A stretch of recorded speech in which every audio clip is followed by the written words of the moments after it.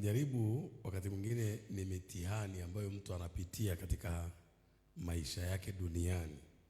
Na ukweli ni kwamba kila mtu anayeishi chini ya jua kuna wakati anapitia kwenye vipindi vya majaribu.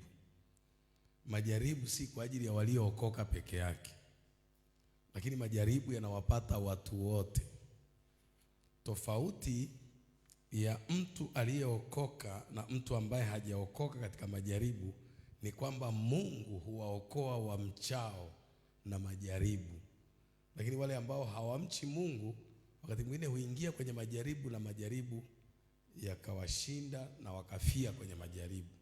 Kwa hiyo wewe ambaye umeokoka una advantage kwamba katika kila jaribu unalopitia kwenye maisha, Mungu huweka mlango ili utoke. Sema amen. Sema tena amen. Kwa hiyo sasa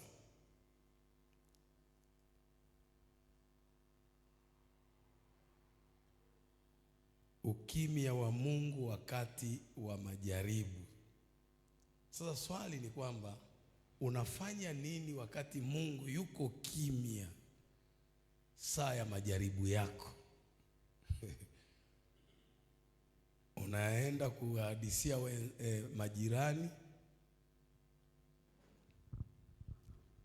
Tunasoma katika maandiko, kuna wakati fulani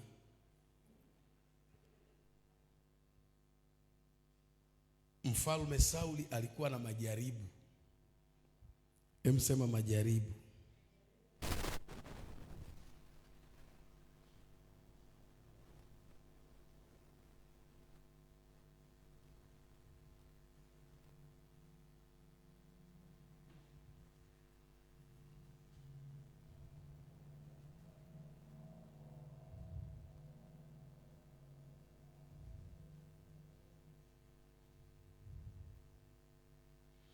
Tufungue katika kitabu kile cha Samueli wa kwanza sura 28.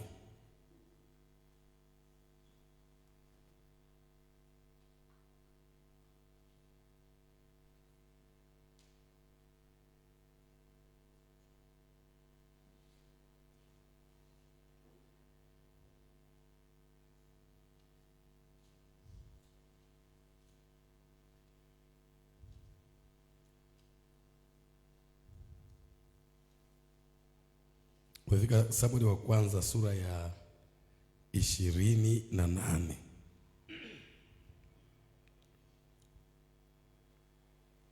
Tutasoma kuanzia mstari wa 3.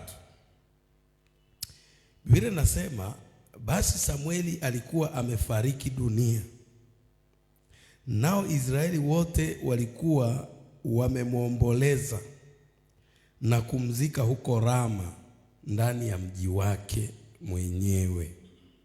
Mbona mambo ya watu wa Mungu wanazikwa kwenye miji yao wenyewe.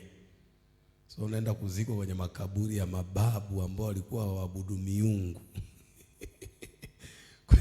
kwenye makaburi yake katika mji wake mwenyewe. Tena Sauli alikuwa amewaondolea mbali hao wenye pepo wa utambuzi na wachawi katika nchi. Nao Wafilisti, ipunguza hai kidogo sana hapo kwenye mixer. Nao Wafilisti wakakusanyika, wakaenda wakafanya kambi huko Shunemu, naye Sauli akawakusanya Waisraeli wote, nao wakapiga kambi katika Gilboa. Basi alipowaona hao majeshi ya Wafilisti, huyo Sauli akaogopa na moyo wake ukatetemeka sana. Ukimya wa Mungu wakati wa majaribu. Naomba unisikilize sana, kwa sababu kama unapitia kwenye jaribu hili somo litakusaidia. Lakini pia kama hauko kwenye majaribu, pia wakati utakapopita kwenye majaribu utalikumbuka hili somo, vile vile litakusaidia. Ukimya wa Mungu wakati wa majaribu. Unafanya nini wakati Mungu yuko kimya saa ya jaribu lako? Sema amen. Biblia inasema majeshi ya Wafilisti yakajikusanya kinyume cha Israeli na mfalme Sauli kwa wingi. Na mfalme Sauli akayaona majeshi ya Wafilisti yenye nguvu yamejipanga na yameelekeza silaha zote kichwani. Biblia inasema Sauli alipoyaona hayo majeshi akaogopa sana na moyo wake ukatetemeka. Hivi unajua kuna saa mtu anaingia kwenye jaribu zito, na anapolitazama lile jaribu moyo unayayuka. Anajiuliza, itakuwaje? Nitatokaje? Nitashindaje? Biblia anasema Sauli moyo ukatetemeka.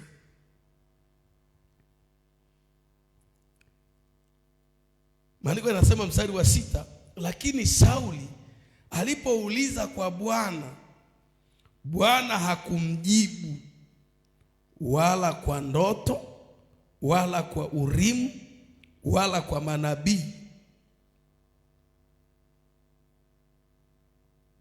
Sasa huu ndio unaitwa ukimya saa ya jaribu. Kuna wakati mtu anapita kwenye jaribu, anafunga, haoni kitu, anakesha, hasikii neno, anasoma Biblia, hasikii maelekezo, anahudhuria ibada kwa bidii, lakini maandiko yanasema Mungu ni kama yuko kimya. Sasa katika huo ukimya wa Mungu saa ya majaribu yako, unafanya nini? Hicho ndio kipimo cha watakatifu. Unafanya nini? Saa jaribu limefika juu, kama ni mfano wa maji, ni maji ndio yamefika, yani yako hapa, unayafanya yani yanazidi kupanda, unafanyeje? Haleluya. Biblia inasema Sauli mwenzetu yeye alikuwa amezungukwa na majeshi. Akigeuka kushoto majeshi yamemzunguka, kulia yapo, nyuma yapo, mbele yapo. Akajaribu angalau apige magoti aombe, lakini hakuona Mungu anajigusa. Mungu akatulia kimya,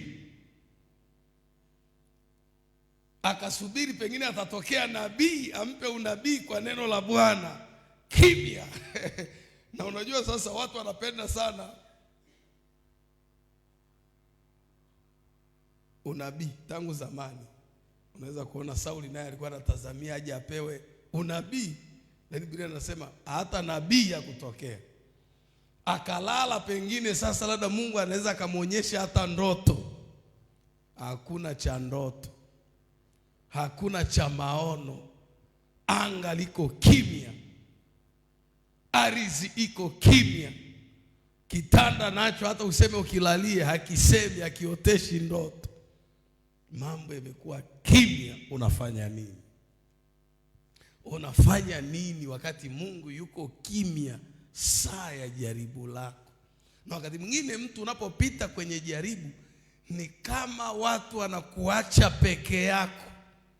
Ndio ile unaona Yesu yuko msalabani anasema, Baba, mbona umeniacha? Maana pale msalabani pia Mungu alikuwa kimya, hasemi, haelekezi cha kufanya.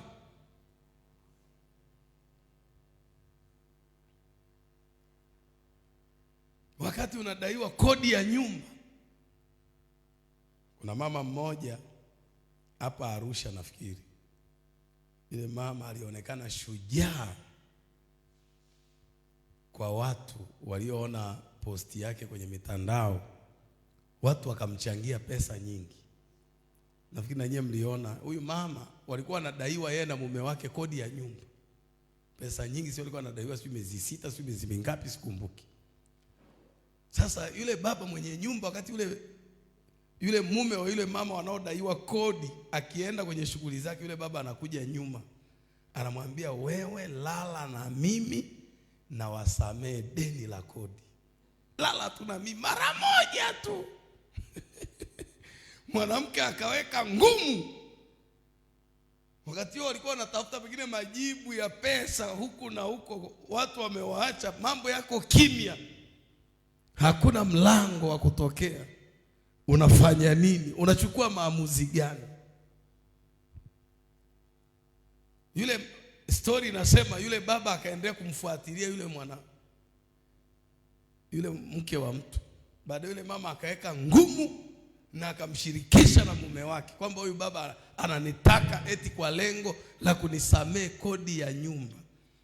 Mimi siwezi kuzalilisha utu wangu na kuvunja ndoa yangu kwa ajili ya msamaha wa kodi ya nyumba. Mimi najua mume wangu, hiki ni kipindi tu tunapitia, Mungu atatuvusha, tutatoka.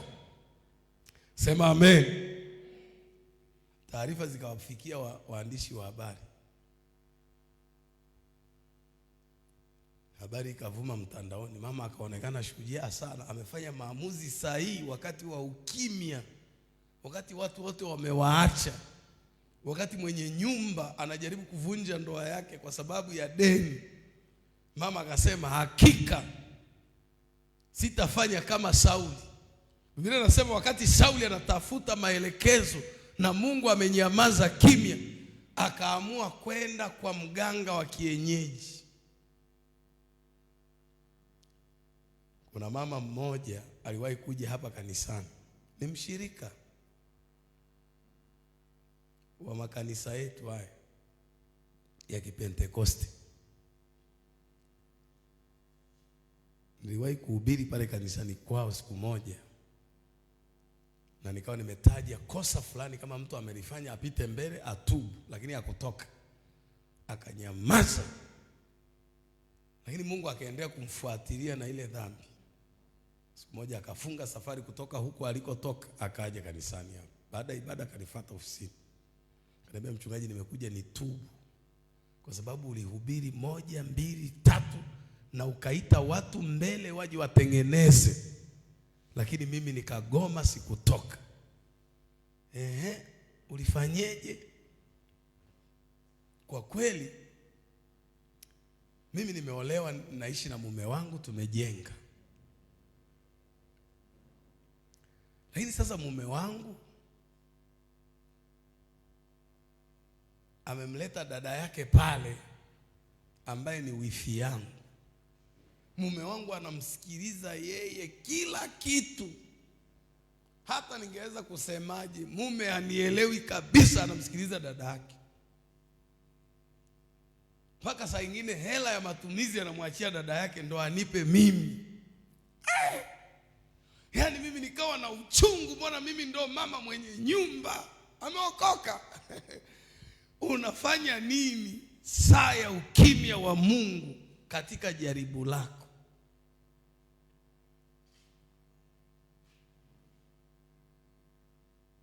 Kwa hiyo yale mateso yakaendelea, yakazidi na kuzidi na kuzidi. Mimi nikaona sikubali. Bora nimwache Yesu kwa muda, nitamrudia baadaye. Kwa hiyo nilienda kwa mganga wa kienyeji, kwenda kumloga wifi aondoke nyumbani. Hii ni story ya kweli.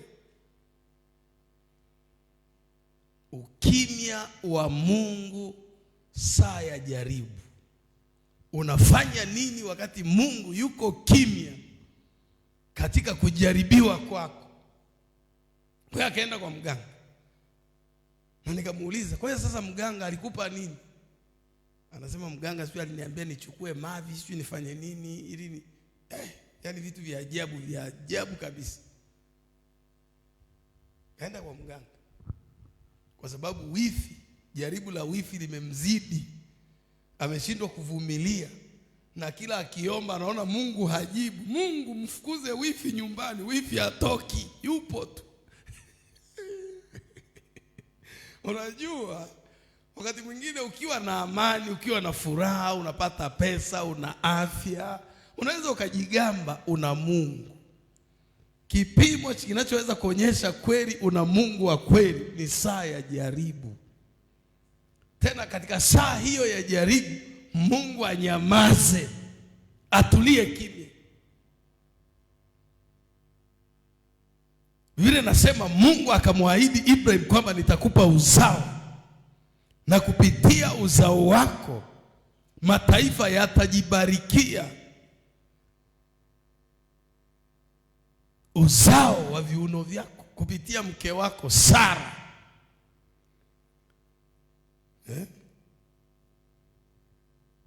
Maandiko yanasema ukapita mwaka wa 10, mwaka si wa ngapi, Ibrahim haoni mtoto na Mungu amenyamaza asemi.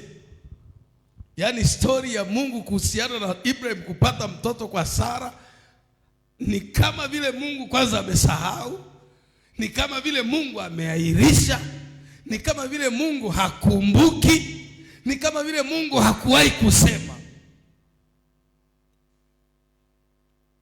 Sasa pale katika ule ukimya wa Mungu, Sara mke wake na Ibrahimu akamuita mume wake chumbani. Akamwambia, baba njoo tufanye kikao. Mimi naona ule mpango wa Mungu kufungua tumbo langu nizae haupo. Mimi niko tayari, sitakuwa na shida. Ninakupa huyu binti yangu, mfanyakazi wangu, ulale naye. Mtoto atakayezaliwa atakuwa wangu. Ibrahim na yeye kwa sababu sasa pengine na yeye alikuwa ameshachoka kusubiri. Na wakati mwingine naye alikuwa anaona kama Mungu sasa yuko kimya na asemi chochote. Akakubali. Ukimya wa Mungu saa ya jaribu. Yaani hapo ndo kipimo cha mtu mwenye imani. Hivi unaelewa Mungu anaweza kukupa ahadi fulani.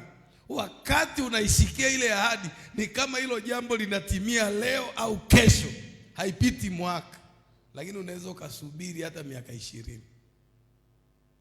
Na wakati mwingine Mungu anaweza kuwa kimya kabisa, ni kama hilo jambo sasa halipo.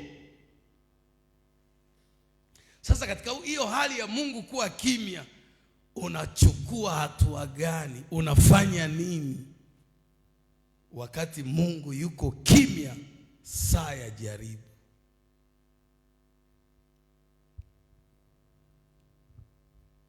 Tunamwona Sauli alikuwa amezungukwa na majeshi hatari ya Wafilisti, majeshi ya watu wenye roho mbaya kabisa, mahasimu wao.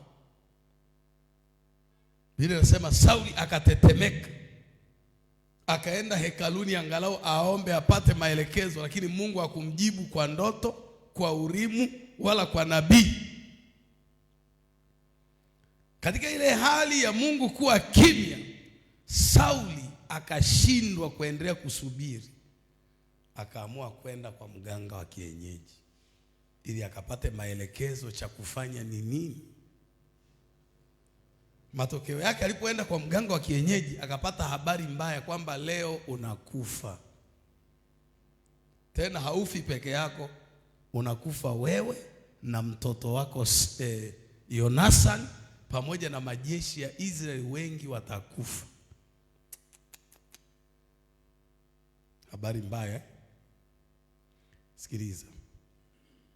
Ukishindwa kumsubiri Mungu saa ya jaribu lako, hasa wakati ule ambapo Mungu ndo anaonekana amenyamaza na hauoni dalili kabisa, pale ukicheza ukafanya maamuzi mabaya, utakwenda kukutana na matokeo hatari ambayo usingeyafurahia maisha yako yote. Sema amen. Yaani unapopitia kwenye kipindi kigumu, alafu unajaribu kuomba, hauoni maelekezo, unafunga lakini uoni, unajitoa kufanya mambo mbalimbali lakini usikii Mungu akisema. Hicho ndio kipindi ambacho unatakiwa kuwa makini sana na maamuzi unayopaswa kuchukua, kwa sababu ukifanya makosa kama Sauli alivyofanya maamuzi yake, utakutana na matokeo ambayo hutakaa uyafurahia maisha yako yote. Sema amen. Sema amen. Sema kwa sauti amen. Ayubu naye alipita katika kipindi cha ukimya wa Mungu.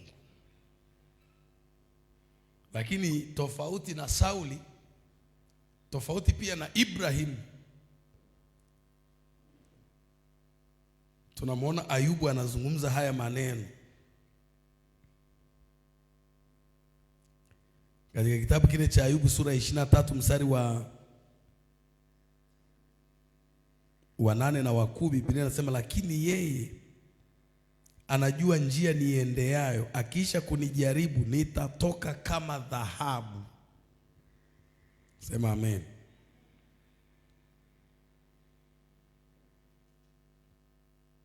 Sasa nataka nikuonyeshe mambo kama 3-4 yatakayo kusaidia. Mambo 3 au 4, kama muda utatosha nitazungumza 5 yatakayo kusaidia wakati Mungu yuko kimya saa ya majaribu yako. Sema amen. Ndugu zangu, maadamu bado tuko chini ya jua, hakuna namna tunaweza kukwepa majaribu. Amen.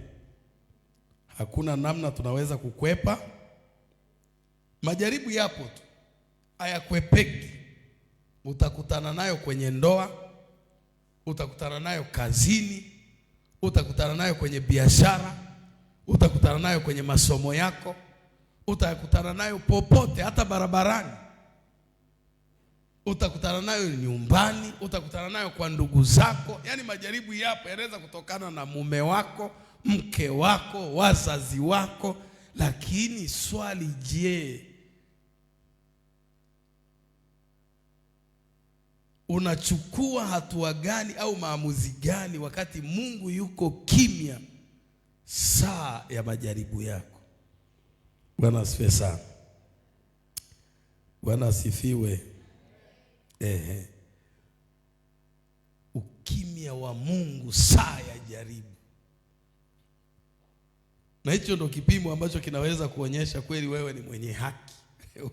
Umeokoka. Watu wengi wanapoona Mungu yuko kimya, badala ya kumsubiri Mungu aje azungumze na kuwapa maelekezo, wanaamua kusema wao, maadamu imekuwa hivi, mimi naamua kufanya hivi.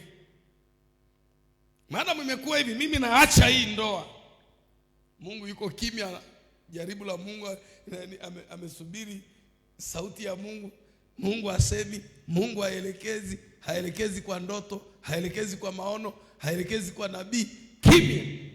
Kwa hiyo anaamua yeye kusema, sasa mimi nafanya hivi. Hapo ndo mahali watu huwa wanaenda wanaangukia, mahali ambapo huwa wanajuta, wakitamani kutoka wanashindwa. Sasa haya mambo ambayo nimeyaweka hapa yatakusaidia kuchukua maamuzi sahihi. Jambo la kwanza, ikiwa Mungu yuko kimya kabisa saa ya jaribu lako, umeomba lakini bado kimya, umefunga lakini bado kimya, umekesha lakini bado kimya, umetoa sadaka lakini bado kimya, umetembelea nyumba ya mtumishi wa Mungu, mchungaji wako na baba yako wa kiroho, umepeleka na zawadi na sadaka, lakini bado kimya. Jambo la kwanza, endelea kumwamini Mungu kwa kile alichosema, hata kama yuko kimya. Kama alishasema jambo kuhusiana na maisha yako, kuhusiana na huduma yako, kuhusiana na ndoa yako, kuhusiana na watoto wako, kuhusiana na biashara yako, kuhusiana na masomo yako, kama Mungu alishasema atafanya jambo fulani, na sasa unapita kwenye jaribu na uoni dalili kwamba Mungu atafanya alichosema, na yuko kimya, hasemi kwa njia nyingine yoyote, kwa ndoto, kwa maono, kwa nabii, hasemi, endelea kuamini. Endelea kuamini. Sema amen, haleluya. Hata kama yuko kimya, ukimya wa Mungu hauna maana kwamba Mungu amegairi alichokusudia kukutendea. Ukimya wa Mungu hauna maana kwamba amesahau kile alichokusudia kukutendea. Sema amen. Ukimya wa Mungu haumaanishi kwamba Mungu amekuacha, amekutupa, amekusahau. Unatakiwa kuelewa, hata kama Mungu anaonekana yuko kimya, sio kwamba ameacha kulifanyia kazi lile jambo alilokusudia kukutendea. Mungu anaendelea kutenda kwa namna ambayo wewe huioni kibinadamu. Kwa hiyo unachotakiwa ni kuendelea kumwamini Mungu na kukaa katika mkao wa kupokea kile ambacho alikuambia atakufanyia. Sema basi kwa sauti amen. Usikate tamaa. Kama kuna maelekezo ambayo alikuwa amekuambia uyafanye, endelea kuyafanya yale maelekezo.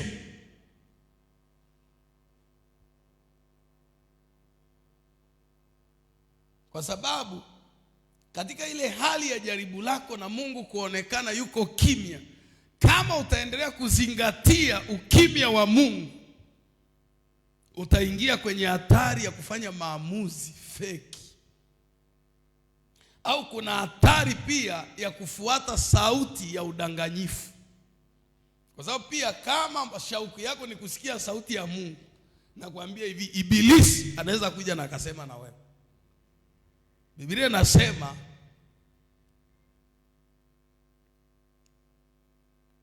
Elia akatoka baada ya kuwaua wale manabii wa Baali 450, akaanza kutimua mbio kwenda mlima wa Mungu Herobu.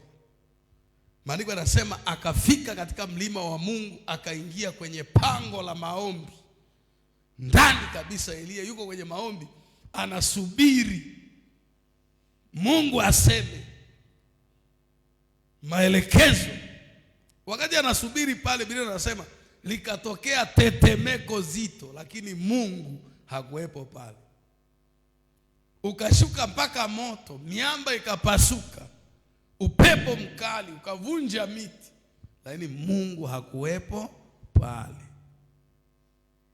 Kwa hiyo wakati unapitia kwenye jaribu na Mungu anaonekana yuko kimya, unatakiwa uwe makini sana, kwa sababu kama moyo wako utakuwa na shauku sana na kwa nini Mungu asemi, na kwa nini Mungu yuko kimya, utakuja kusikia sauti ya ibilisi. Sema amen. Kwa hiyo wewe unachotakiwa cha kwanza kabisa ni kuendelea kutia mkazo katika kuamini kile Mungu alichosema awali. Kwa sababu unatakiwa kufahamu kwamba Mungu hana kigeugeu. Akishasema amesema, na hawezi kuja kuwa anasema kitu hicho kila siku.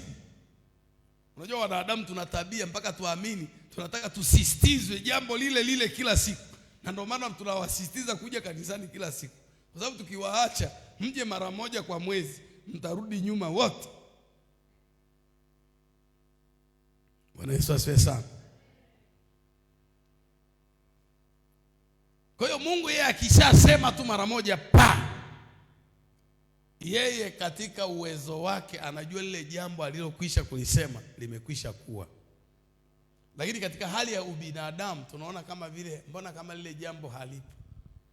Sema amen. Kwa hiyo wewe, kitu cha kwanza kabisa kitakachokusaidia ni kumwamini Mungu. Endelea kumwamini Mungu. Amini kile alichosema. Usitegemee akili zako, ukaanza kusikiliza akili zako. Tufungue kitabu cha Mithali sura ile ya 3 mstari wa 5 na wa 6. Kama kuna mtu mwenye maiki hapo anaweza akasoma. Somea hapo Mrs. Kileo. Mithali sura ya 3 mstari wa 5 na wa 6.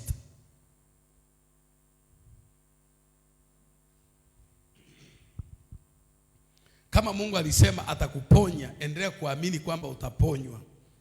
Usitegemee akili zako wala usisikilize akili za huo ugonjwa. Nisomee pale. Amina. Mithali 3 mstari wa 5 na wa 6 unasema, mtumaini Bwana kwa moyo wako wote, wala usizitegemee akili zako mwenyewe. Katika njia zako zote mkiri yeye, naye atayanyosha mapito yako. Umesikia maneno? Mtumaini Bwana kwa moyo wako wote, wala usizitegemee akili zako mwenyewe. Katika njia zako zote mkiri yeye. Mtumaini Bwana hata kama anaonekana yuko kimya, hasemi, haelekezi kwa ndoto, haelekezi kwa maono, haelekezi kwa nabii, haelekezi kwa njia nyingine yoyote ambayo Mungu amekuwa akielekeza watu, lakini wewe endelea kumtumaini. Sema kwa sauti amen. Mtumaini Bwana, usitegemee akili zako. Jenga imani yako juu ya ahadi zake Mungu, wala usijenge imani juu ya akili zako na hisia zako. Kwa sababu wakati mwingine mtu anaweza kuwa anaamini hisia zake kuliko kuamini kile Mungu alichosema. Unaamini dalili kuliko kuamini kile Mungu alichosema. Unajua mojawapo ya sababu iliyompelekea Sarai mkewe Ibrahimu kubadilisha msimamo wa kumsubiri Mungu kwa habari ya kuzaa mtoto ni pamoja na kuangalia dalili. Akamwambia mume wake, mimi sasa ni mzee na Bwana amefunga tumbo langu, siwezi kuzaa. Labda umchukue huyu mjakazi, alianza kuamini katika hisia zake na katika dalili za jaribu lake, akashindwa kumsubiri Bwana. Kwa hiyo usiamini katika hisia, usiamini katika kipato chako, usiamini katika mshahara wako, usiamini katika akili zako, usiamini katika ndugu zako, katika wazazi wako. Muamini Mungu, liweke tumaini lako kwa Bwana. Biblia inasema amebarikiwa mtu yule amtegemeaye Bwana, amfanyaye Bwana kuwa tumaini lake. Atakuwa kama mti uliopandwa kando kando ya vijito vya maji, uenezao mizizi yake karibu na mto, jani lake halitanyauka. Kila afanyalo mtu huyo litafanikiwa. Lakini amelaaniwa mtu yule asiyemtegemea Bwana, amwachaye Bwana. Biblia inasema atakuwa kama fukara nyikani, hataona mema yanatokea wapi. Bwana asifiwe sana. Ukimya wa Mungu saa ya jaribu lako haumaanishi Mungu amekuacha, kwa sababu hiyo ndiyo saa ambayo Mungu anajaribu kupima moyo wako. Je, unamwamini kiasi gani? Unamtegemea kiasi gani? Umemshikilia kiasi gani? Unamtumaini kiwango gani? Amen.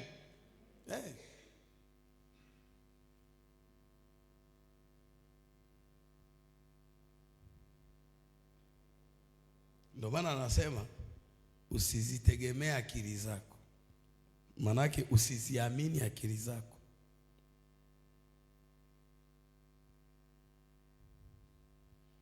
Lakini jambo lingine unatakiwa ufahamu kwamba Mungu huyu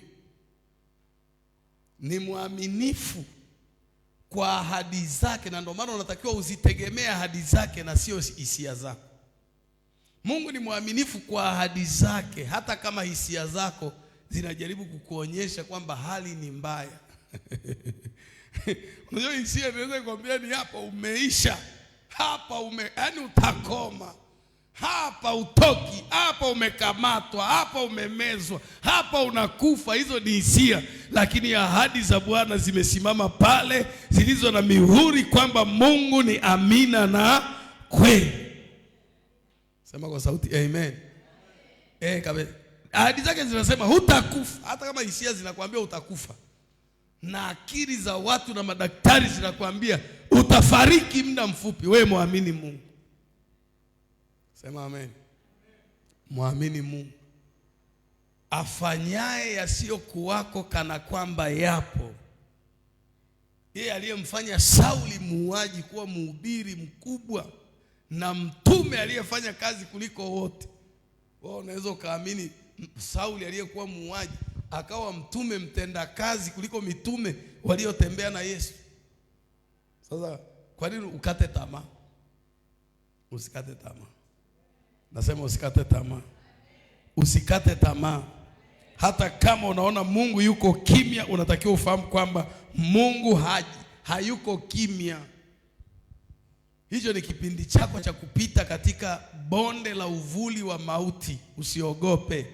Utatokea ng'ambo ya barabara ukiwa na ushindi, ukiwa na amani, ukiwa na furaha, ukiwa na baraka zote.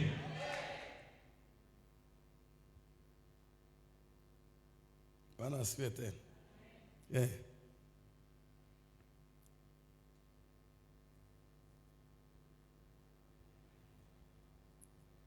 Jambo la pili, katika kipindi cha ukimya wa Mungu, usifanye makosa ya kuacha kuomba. Endelea kuomba. Endelea kufanya nini? Kuomba. Yesu alitoa mfano katika kitabu cha Luka sura ya 18 mstari wa kwanza. Anasema kulikuwa na mwanamke mjane aliyemwendea kadhi dhalimu kudai haki yake. Kwa muda alinyimwa haki, lakini Biblia inasema kwa vile yule mwanamke hakuacha kwenda, alipewa haki. Yule kazi alikataa. Tena wakati mwingine akawa anajifungia na hamjibu chochote. Yule mama anaondoka, anarudi tena kesho. Ananyamaziwa, lakini anarudi tena na tena na tena na tena. Biblia inasema angalieni kama yule kadhi dhalimu alishindwa kuvumilia yule mama alipokuwa akimwendea, je, na Mungu hata wapa haki upesi wateule wake wanaomlilia usiku na mchana? Kwa hiyo katika hali ambayo unaona Mungu yuko kimya, usiache kuomba. Usiache kumuita. Ijumaa tuna maombi hapa ya mkesha, njoo. Haleluya. Jitoe, jitahidi, omba kila wakati. Amen. Kwa sababu pia katika kuomba, maombi yatakusaidia kubaki kwenye hali yenye uwepo wa Mungu itakayokusaidia kupokea majibu Mungu atakapokuijilia. Lakini ukiacha maombi, utakuwa kwenye hali hata kama Mungu amekuja kwa ajili ya majibu yako, atakukuta una hali ambayo hautastahili kupokea. Sema amen.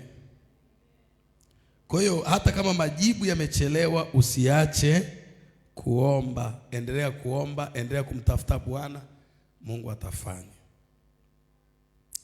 Jambo la tatu la kufanya wakati Mungu yuko kimya saa ya jaribu lako. Jambo la tatu la kufanya katika ukimya wa Mungu saa ya jaribu lako. Yaani kuna wakati tu kuna kuwaga na ukimya fulani hivi ambako kila mtu huwa anapitiaga wakati wa jaribu. Na katika kipindi hiyo cha ukimya wa Mungu, unaona kila mtu hakutaki. Kila mtu hakusaidii. Kila mtu yuko mbali na wewe. Hata ukijaribu kukopa shilingi 200 unanyimwa. Hiyo ni saa ya ukimya. Sasa jambo la tatu la muhimu kabisa litakalo kusaidia kubaki kwenye njia mpaka siku hiyo Mungu akuijirie ni kukumbuka matendo aliyowahi kukutendea. Ni kukumbuka matendo aliyowahi kukutendea. Usihesabu mabaya. Kumbuka yale mema ambayo Mungu alikutendea. Kumbuka yale ambayo alikusemesha. Kumbuka yale ambayo alikuahidi. Kumbuka yale ambayo Mungu alisema, nitafanya haya na haya na haya kwa ajili yako. Hata kama unaona muda umepita mrefu sana na Mungu hajafanya, yakumbuke. Ibrahimu alisubiri miaka 25. Pengine wewe unaweza ukasubiri zaidi ya Ibrahimu. Usiseme mbona mimi sasa hivi ni mwaka wa 30. Kuna mtu mmoja aliwahi kuwa naumwa kwa miaka 38, amekaa pale, kila anayekuja anampita, anapona, anarudi nyumbani, yeye yuko tu, mpaka Yesu akaja akazaliwa. Hivyo unajua yule jamaa alikuwa naumwa yani kabla hata Yesu hajazaliwa. Yesu anazaliwa, anafikia umri wa miaka, yani yeye alizaliwa miaka 5 kabla anaumwa.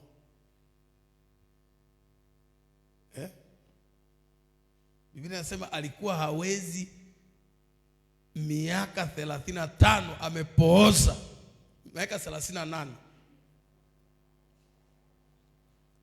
Anangoja pale kisima cha birika la muujiza litibuliwe maji na malaika aingie apone. Na kila maji yanapotibuliwa kimuujiza, wenye ndugu zao wanawaisha, ndugu zao wanapona, yeye yuko tu. Lakini yule jamaa kukata tamaa. Ijapokuwa na yeye Yesu alipomuuliza, "Je, wataka kuwa mzima?" alikuwa anaonyesha sasa ashakata tamaa na analaumu watu. Unajua kweli mimi nataka kuwa mzima, lakini sina mtu wa kunisaidia. Sina mtu wa kunikopesha mtaji. Sina mtu wa kunisemea. Sina mtu wa kunipa mchongo. Sina mtu sio kufanya nini. Yesu akamwambia, "Bwana, acha story. Jitwike godoro, nenda. Hii ndio saa ya muujiza wako. Hii ni saa ya muujiza wako, jitwike godoro uende." Haleluya. Akaenda. Kwa hiyo usikate tamaa. Hata kama umesubiri kuliko Ibrahimu miaka 25, miaka 30, endelea kusubiri. Endelea kumwamini Mungu. Lakini sasa kumbuka mambo aliyokutendea Bwana. Usisahau. Haleluya. Haleluya.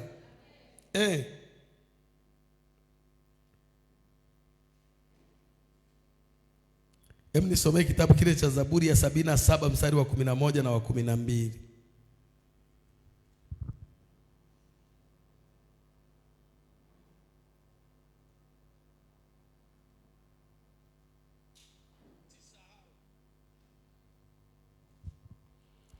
Zaburi ya 77 mstari wa 11 hadi wa 12.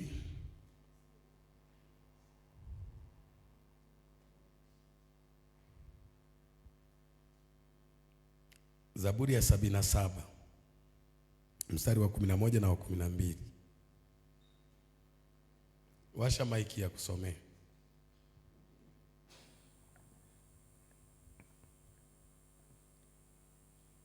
Nitasoma Zaburi ya 77 mstari wa 11 mpaka wa 12, unasema, "Nitayakumbuka matendo ya Bwana, naam nitayakumbuka maajabu yako ya kale. Pia nitaitafakari kazi yako yote. Nitaziwaza habari za matendo yako." Rudia tena kwa sauti pale. "Nitayakumbuka matendo ya Bwana, naam nitayakumbuka maajabu yako ya kale. Pia nitaitafakari kazi yako yote. Nitaziwaza habari za matendo yako." Usikia maneno Kwa hiyo katika hiyo hali ambayo unaona Mungu yuko kimya, Mungu asemi, Mungu aelekezi, yani uoti hata ndoto, uoni hata maono, hakuna hata mtu anatumwa kukuambia Bwana amenituma nikuambie 1 2 3. Usikate tamaa. Mungu hajakuacha, Mungu hajakusahau, Mungu hajakutupa, Mungu hajakutelekeza. Yakumbuke matendo aliyokutendea zamani. Matendo ya Bwana aliyokutendea zamani, unapoyakumbuka yatakutia nguvu leo. Yule Mungu aliyekutendea kipindi kile atakutendea sasa. Hajabadilika. Biblia inasema ni yeye yule jana, leo na hata milele. Kwa hiyo endelea kumwamini. Yakumbuke matendo yake ya ajabu. Haleluya. Nitayakumbuka matendo yake. Unajua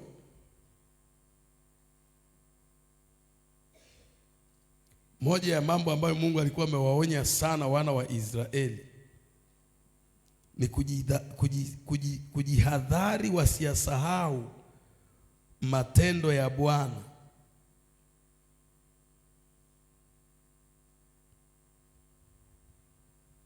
Ukisoma katika kitabu cha Nehemia sura ya 9 mstari wa 17. Nehemia sura ya 9 mstari wa 17 pale.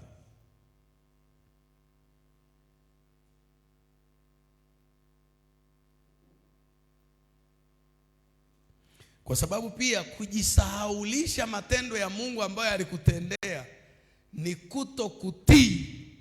Kwa sababu pale unapojisahaulisha matendo ya Mungu ambayo aliwahi kukutendea, hata kama ni miaka 10 ilipita, hata kama ni miaka 20, unafungua mlango wa shetani kukutoa kwenye njia ya Mungu. Nisomee pale. Nehemia 9:17 inasema, ila wakakataa kutii, wala hawakuyakumbuka maajabu yako uliyoyafanya kati yao, lakini wakafanya shingo zao kuwa ngumu, na katika kuasi kwao wakaweka jemadari ili wairudie hali ya utumwa. Lakini wewe u Mungu uliye tayari kusamehe, mwenye neema, mwenye huruma nyingi, si mwepesi wa hasira, u mwingi wa rehema, basi hukuwaacha. Umesikia maneno wakasahau. Kwa wakati ambapo unafikiri Mungu yuko kimya, wewe rudisha kumbukumbu zako katika yale ambayo Mungu aliwahi kukutendea. Ujue wema wa Mungu yule yule aliyekutendea yale bado haujabadilika kwako. Wema wake uliomsukuma yule Mungu kukutendea alichokutendea ni ule ule, haujabadilika. Aliyekutendea kipindi kile atakutendea sasa. Sema amen. Usisahau. Yakumbuke matendo yake, yatafakari matendo yake, simulia miujiza yake, shuhudia aliyokutendea. Shuhudia hata kama ni ushuhuda ambao Mungu alikutendea miaka 20. Usiseme huu ushuhuda ni wa siku nyingi. Hakuna ushuhuda unapitwaga na wakati. Maadamu ulitendwa na Mungu aliye hai, ujue huo ushuhuda unaishi. Hivi jamani, tunapata imani na tunaponywa magonjwa kupitia shuhuda tunazozisoma kwenye Biblia. Hizi shuhuda zilitendeka miaka mingapi? Zaidi ya 2026 iliyopita. Lakini tunaona ni kama kitu kiko hai. Sio tunaona kama, ndivyo ilivyo. Ni vitu vilivyo hai, ni matendo yanayoishi. Kwa hiyo ushuhuda wako ni matendo yanayoishi ambayo Mungu alikutendea. Kwa hiyo unapoyakumbuka, yataondoa ile hali ya upweke na hali ya kukata tamaa katika namna fulani inayoonekana kama Mungu yuko kimya. Sema amen. Na nataka ufahamu kwamba hata kama wewe kwenye akili zako na kwenye fikra zako na kwenye hisia zako unaona kabisa Mungu yuko kimya kabisa, hajigusi, unatakiwa ufahamu kabisa, yaani upendo wa Mungu kwako haujabadilika. Alivyokuwa anakupenda kipindi kile anasema na wewe, kipindi kile anakuponya, kipindi kile anakufanyia muujiza, ndivyo ambavyo anakupenda sasa katika wakati huu ambapo unaona yuko kimya, ni kama amekusahau. Hajakusahau. Hicho ni kipindi chako cha kupita katika jangwa au katika bonde la uvuli wa mauti. Vumilia, jikaze, endelea kumtumaini Bwana. Yakumbuke matendo yake ya kale aliyokutendea. Utavuka pale na utaendelea kumfurahia Bwana. Haleluya. Utaendelea kumfurahia Bwana. Na wala usiwalalamikie watu. Kwa sababu kuna mtego wakati mwingine unaweza ukaanza kuwalaumu watu. Mbona huyu anisaidii? Mbona huyu anitetei? Mbona huyu aniokoi? Mbona huyu anisaniomei? Wewe muamini Mungu. Yakumbuke matendo yake. Halafu usijilinganishe na watu. Kuna kipindi fulani mimi nilikuwa na umwaga. Sasa ilikuwa inanitesa sana. Nikiangalia wapendwa wengine wana furaha, wana amani, hawaumwi. Yaani nasikia vibaya, nasema jamani, huyu Mungu mbona kama mimi ananifanyia hivi? Mbona huyu haumwi? mbona huyu ana amani, mbona yule hana shida, mbona mimi tu. Usijilinganishe na wengine. Hicho ni kipimo chako, hilo ni darasa lako. Nasema hayo ni mapito yako. Yakumbuke matendo makuu ya Mungu aliyokutendea. Mwingine ananiambia sasa, mimi sina hata tendo moja ambalo Mungu aliwahi kunitendea, nataka anitendee sasa, lakini yuko kimya.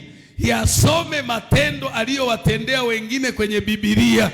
Kupitia kuyasoma matendo yake makuu utatiwa nguvu, utawezeshwa, na Mungu atakutendea wewe pia. Bwana Yesu asifiwe sana. Utatendewa na wewe. Nasema utatendewa na wewe. Atakutendea. Nani? Imanueli. Atanitendea. Nani? Imanueli. Atanitendea. Ninamsubiri. Noeli, ninamngojea. Nani? Imanueli, ninamngojea. Yakumbuke matendo aliyoyatenda. Lakini pia kama hakuna hata lolote aliyokutendea siku za kale, basi yasome aliyoyatenda kwenye Biblia. Kama yapo aliyokutendea na sasa unapita kwenye jaribu na ukimya wa Mungu ni kama umetamalaki, simulia aliyokutendea, shuhudia aliyokutendea. Usisema hizo shuhuda zimepitwa na wakati. Hakuna ushuhuda uliotendwa na Bwana unaopitwaga na wakati. Shuhuda zake ni za milele. Sema amen, haleluya. Matendo yake na maajabu yake ni ya milele. Amen. Yasimulie matendo yake, shuhudia shuhuda zake, ili shetani asikupate. Na jambo la 4, jitahidi kuwa na uvumilivu. Sasa kuyakumbuka matendo ya Bwana yatakusaidia kuwa mvumilivu. Kusahau matendo ya Bwana yatakuingiza katika hali ya kukata tamaa na kurudi nyuma, na hilo litakuwa jambo baya kabisa. Nisomee katika kitabu kile cha Warumi sura ya 5 mstari wa 3 mpaka wa 5.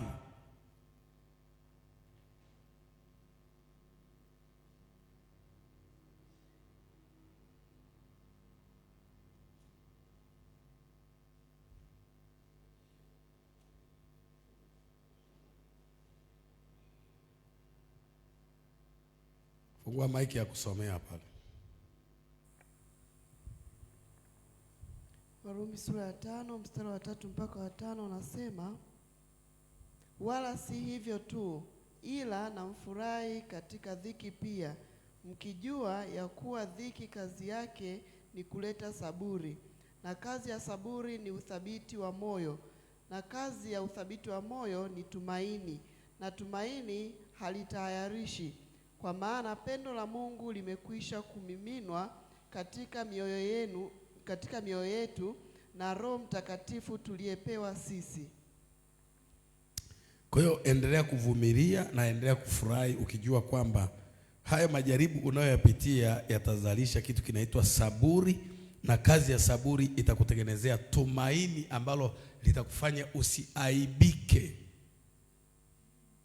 Moja ya mambo yanayofanya watu wanaingia kwenye mambo ya kuaibisha ni kwa sababu wanapoteza tumaini. Ukishapoteza tumaini, utafanya maamuzi ambayo yatakuingiza kwenye mitego ya kuaibisha. Sema amen. Lakini endelea kuhudhuria ibada. Hata kama unaona Mungu yuko kimya, endelea kuja kanisani.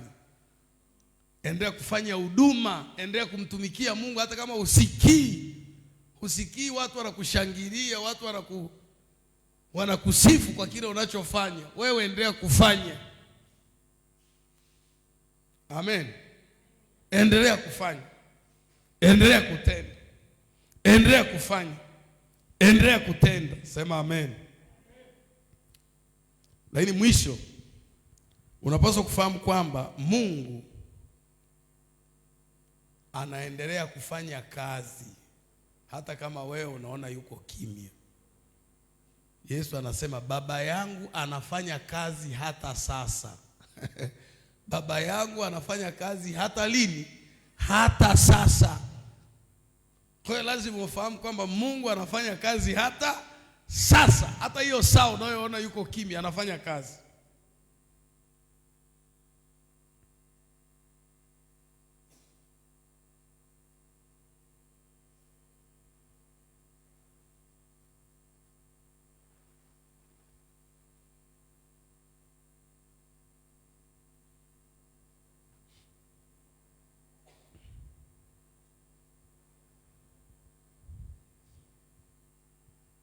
Hata kama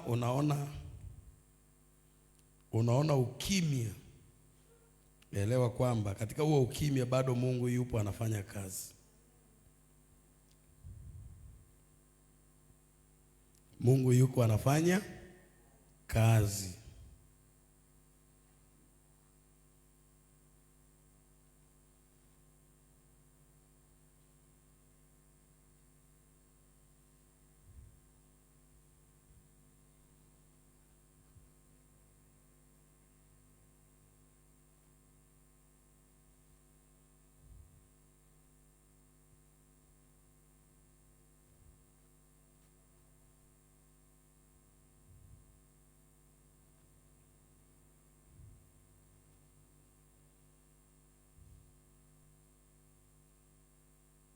Angalia kwenye kitabu cha Yohana sura ya 5 mstari wa 17.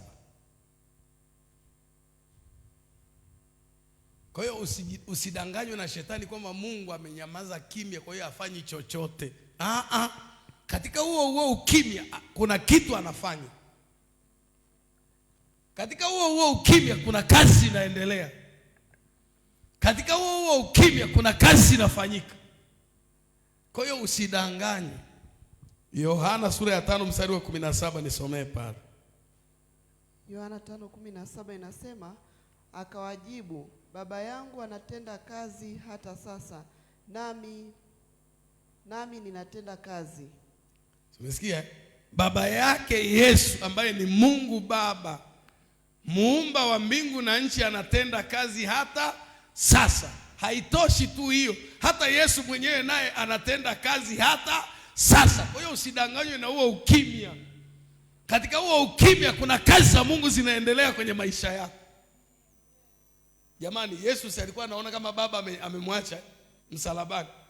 Lakini mlionaje matokeo yake? Siku ya 3 alitoka mpaka ardhi ikatetemeka, mpaka makaburi yakafunguka, mpaka watakatifu wakatoka makaburini. Kwa hiyo siku Mungu akijitokeza baada ya ukimya, watu watashangaa. Kwa sababu gani? Anatenda kazi hata sasa katika huo ukimya. Kwa hiyo usije ukafikiri labda hayupo, ameenda likizo, amechoka, amesinzia, ameamua kupumzika. No, anafanya kazi. Yesu anasema Baba yangu anafanya kazi hata sasa, nami ninatenda kazi sasa. Kwa hiyo Baba yuko anafanya kazi, Mwana naye anafanya kazi kwa ajili yako. Na maandiko yanasema katika Warumi, nasi twajua ya kwamba katika mambo yote Mungu hutenda kazi pamoja na wale wampendao ili kuwapatia mema. Kwa hiyo Mungu anatenda kazi ili kukupatia mema katika hiyo hali ya ukimya. Mimi huwa najuaga nikiona pale sebuleni mama haonekani, nikiuliza mama dukani, hayupo. Yuko kimya pale sebuleni, hakuna mtu, najua yuko jikoni. Baada ya ule ukimya wa mama hayupo sebuleni, baada ya muda unaona vitu vinakuja mezani. Unaona vitu vinaletwa mezani. Kwa nini? Mama alikuwa kimya jikoni, anafanya kazi.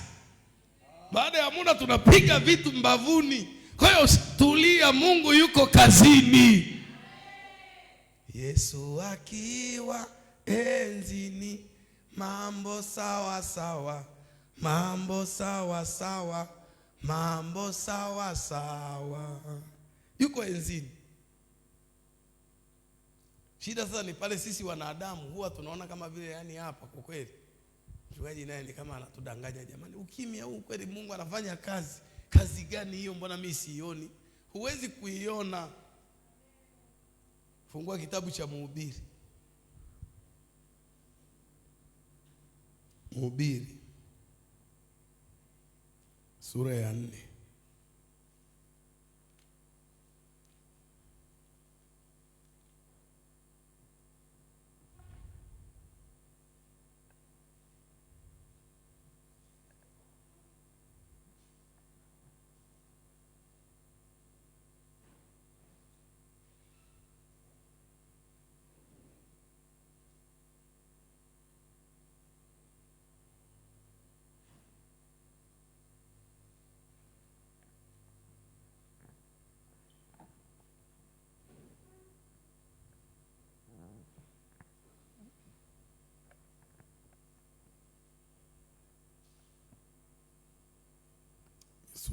Nafikiri sura ya 5.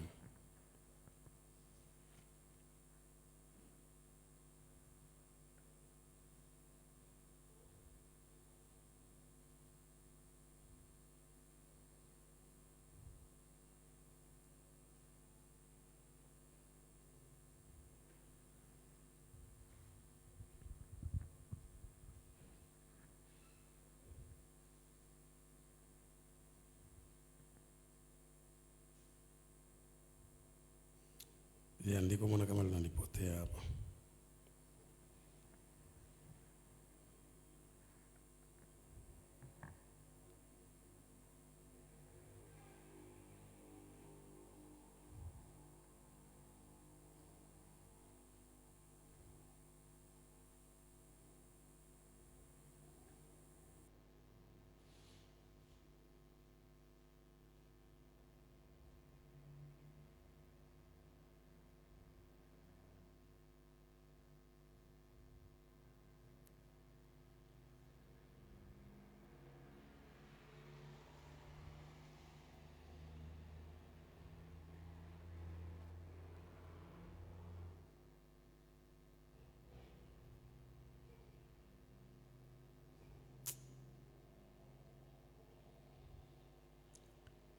Andiko nimenukuu vibaya, lakini andiko linasema hivi: kama jinsi ambavyo wewe hujui kazi yake Mungu afanyaye mambo yote, ni kama vile usivyoweza kujua mifupa ikuavyo katika tumbo lake mjamzito. Ni Mhubiri ngapi?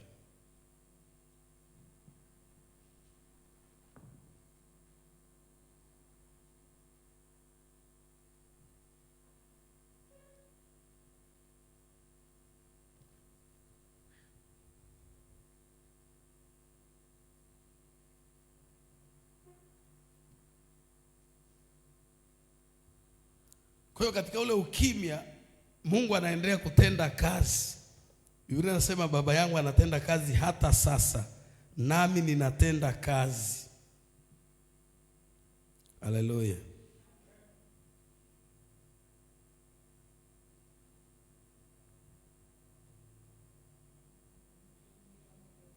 Ni 11:5 eh? Sasa mimi nilikuwa natafuta 5:11.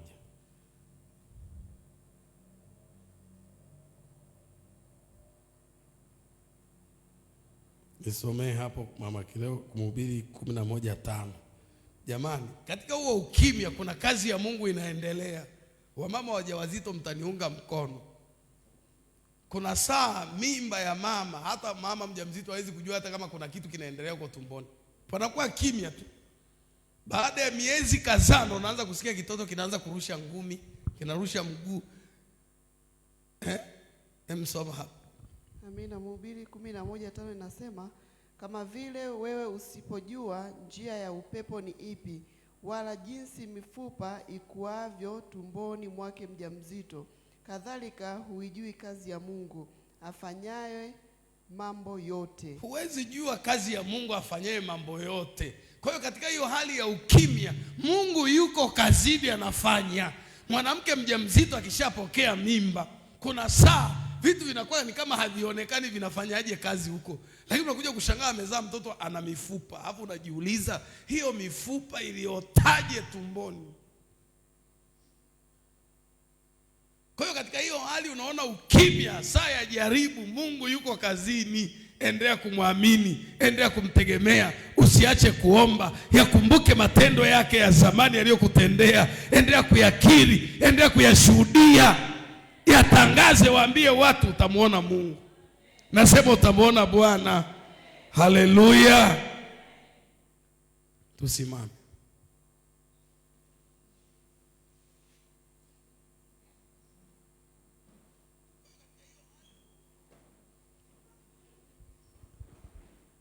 Yesu, nichukua maiki tuimbe hapo. Wewe ndiwe.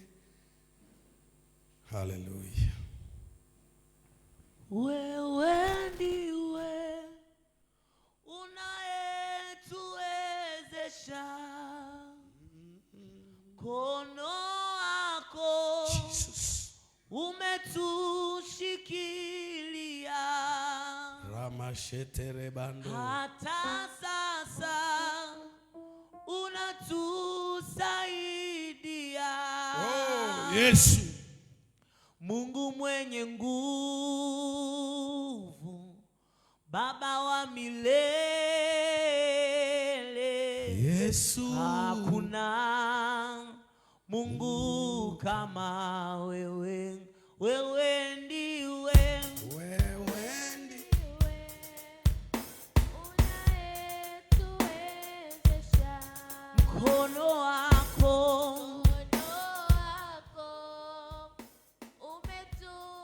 umetushikilia, hata sasa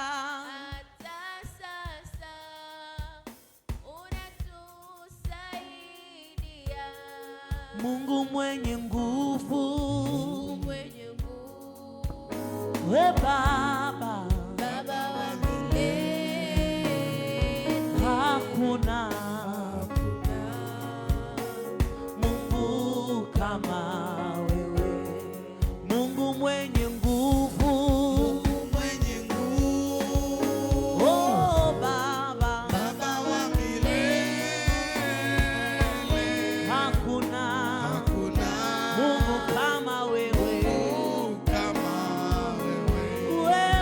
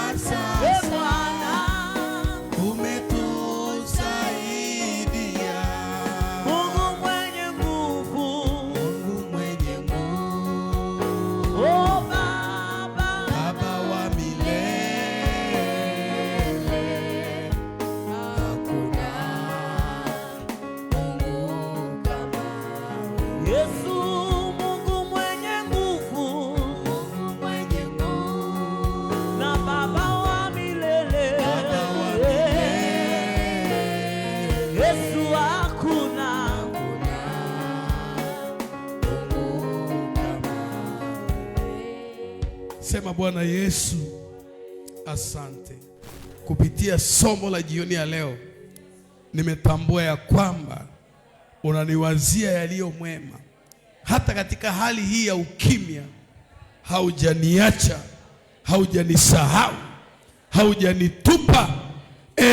Yesu, katika hali hii ya ukimya bado unatenda kazi ambayo mimi sioni. Kama ilivyoandikwa, siwezi kujua kazi yako utendaye mambo yote. Ni kama vile siwezi kufahamu jinsi ambavyo mifupa ikuavyo katika tumbo lake mjamzito, ndivyo ambavyo siwezi kuona kile unachokifanya katika ukimya huu, saa ya majaribu yangu. Kuna jambo unafanya, kama alivyonena Ayubu, nikisha jaribiwa nitatoka kama dhahabu, hakika sitakufa bali nitaishi niyasimulie matendo yako. Sitashindwa bali katika mambo yote ninashinda, na zaidi ya kushinda kwa wewe uliyenipenda. Na yaweza mambo yote katika wewe unitie nguvu. Sitaishia njiani, nitafika mwisho wa lile kusudi jema ulilolianzisha ndani yangu. Sikati tamaa, sirudi nyuma, sivunjiki moyo, naendelea kutumainia, naendelea kuyatumainia. Zaidi ya yote, ninayakumbuka matendo yako yote ulionitendea, nami nitayasimulia. Ninapoketi na ninapoondoka, nitayasimulia, nitayashuhudia matendo yako kwenye maisha yangu. Asante Yesu kwa wema wako, kwa upendo wako ulioudhihirisha kwenye maisha yangu. Utukufu na wewe, sifa zina wewe, heshima zina wewe. Umestahili wewe unayeniwazia mema usiku na mchana. Mungu usiyebadilika, Mungu usiyeniacha, Mungu usiyenipungukia, pokea sifa zote. Mshangilie Yesu kwa makofi ya nguvu. Baba, nasema asante kwa kuwa wewe ni mwema na ni mwaminifu. Umefanya hayo yote kwa ajili ya utukufu wako na kwa ajili ya sifa zako. Wabariki watoto wako na uwafanye kuwa watendaji wa neno katika jina la Yesu. Amen. Wabariki pia watakapokutolea matoleo yao. Neema yako iambatane na maisha yao katika jina la Yesu. Amen. Tolee Mungu sadaka. Nina kipindi